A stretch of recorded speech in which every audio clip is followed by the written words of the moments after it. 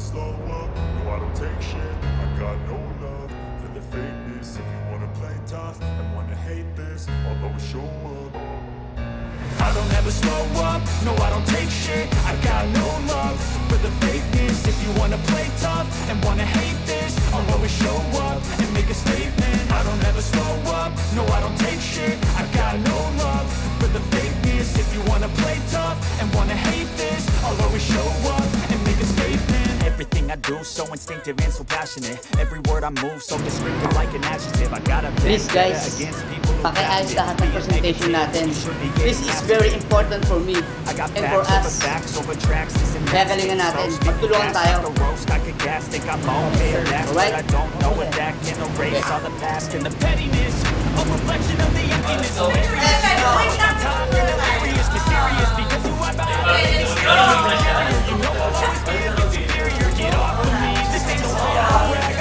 Hear words, you can say them back. I want you to break free from the chains and last. And to believe in what you got, it was built to last. Yeah. Okay, let's go inside my dream. This is the famous restaurant here in the Philippines. I don't ever slow up. No, I don't take What's up, guys? I'm ordering. Sino bahala? Kung ano sa inyo, magaling ako. Sige na nga, ako na order. make a statement. I don't ever slow up. No, I don't take shit. I got no love for the fakeness. If you wanna play tough and wanna hate this, I'll Paano always si Edward and make yun? a statement. Pwede ba Michael sa bobo nun? Makakapasok dito? Dito sa sikat na restaurant sa buong Pilipinas? Hello? Diba? Oo nga, pwede ba? Ikain mo na lang yan, pre. Gutom lang yan. Yung si Edward, ang bobo nun, paano makakapasok dito yun? Order na tayo. Alam nyo, kung sino si Edward yun, yung wala kang social media yun. Alright. Ewan ko sa inyo. Gutom lang siguro to. Pero sige para makasigurado tayo, tawagin na lang natin yung necessary. Good idea. So, waiter. Okay. Waiter, tingnan dito. Yes po, ma'am, sir. Oh, ako waiter dito. Waiter? Hello? Eh, mukha ka ng tendero na tinitinda doon sa kanto. Excuse me. Ano ba? Hindi, ganito na lang. Tawagin mo yung nakaitim na waiter na yon at gusto ko siya mag-serve sa amin dito. Hindi yung marami kang sinasabi. Lakad, tawagin mo. Po sir, hindi po pwede. Anong marunong ka pa? Eh, waiter ka lang dito. Kami, customer dito. Alam mo yon, customer is always right. So, tawagin mo na yon, okay? Pero ma'am sir, hindi po talaga pwede. Bakit dahil mo sinasabi? Tatawagin mo lang eh. Tawagin mo! Hindi po talaga pwede sir. My God. So?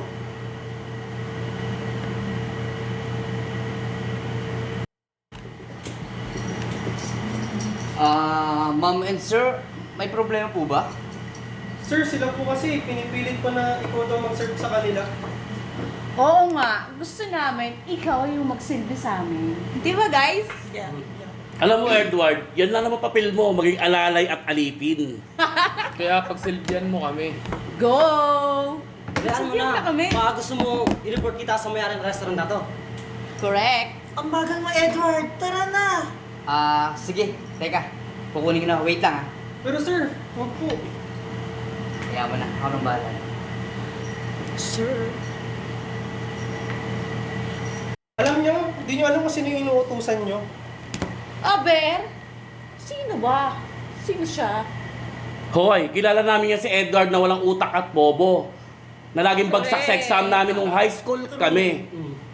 Hindi nyo talaga kilala. Siya lang naman ang may-ari ng restaurant na to. Ano? Totoo ba to? Oo, seryoso. Ayan. Kaya tigil-tigilan nyo yung panghuhusgan nyo sa tao. Tingnan nyo yung mga I sarili don't nyo. know. I don't care. Pretty.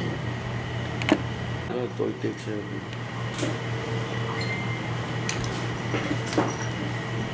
Oo. Oo, ako nga.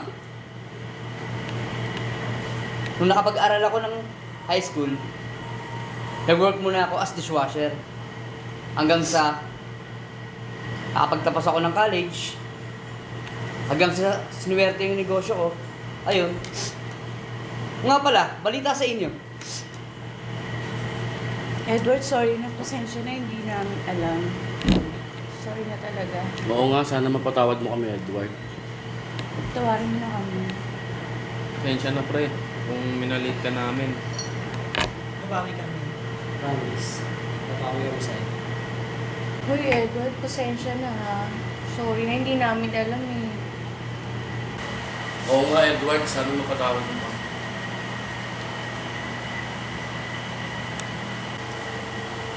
Oo nga pala. Yung mga kinain nyo, sagot ko na. Sagot ko na yun. Basta ito lang masasabi ko sa inyo. Yung mga ginawa nyo sa akin, hindi ko makakalimutan yun. Pero yung mapamusga kayong tao, malabo. Kaya sana gawing aral sa inyo to. At huwag kayong maging mapangusgang tao.